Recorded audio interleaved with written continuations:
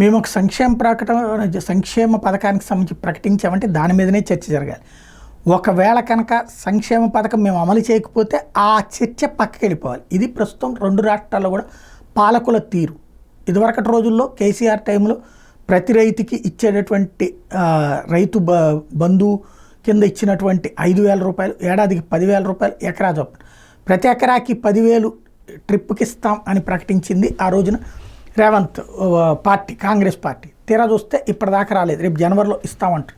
అట్లాగే సంపూర్ణ రుణమాఫీ అన్నారు, దాదాపు 30,000 కోట్లు అవసరమైతే 18,000 కోట్లే చేశారన్నది ఇటు పక్కన విపక్షం చెప్తూ వస్తుంది. అయితే ఇప్పుడు కీలకమైనటువంటిది కేసీఆర్ మీద ఏసీబీ కేసు, అట్లాగే అవసరమైతే హరీష్ రావు మీద కూడా కేసు పెట్టడానికి రంగం సిద్ధం కావడం వరుసగా. ఇక్కడ రేవంత్ కావాలనుకుంటున్నది ఏంటంటే చర్చ వేరే వైపుకి వెళ్ళాలి.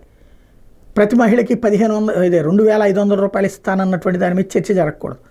అట్లాగే ఏదైతే ఇట్లా ప్రతి ఎకరాకి 10,000 రూపాయలు చెప్పున అన్న దాని మీద చర్చ జరగకూడదు.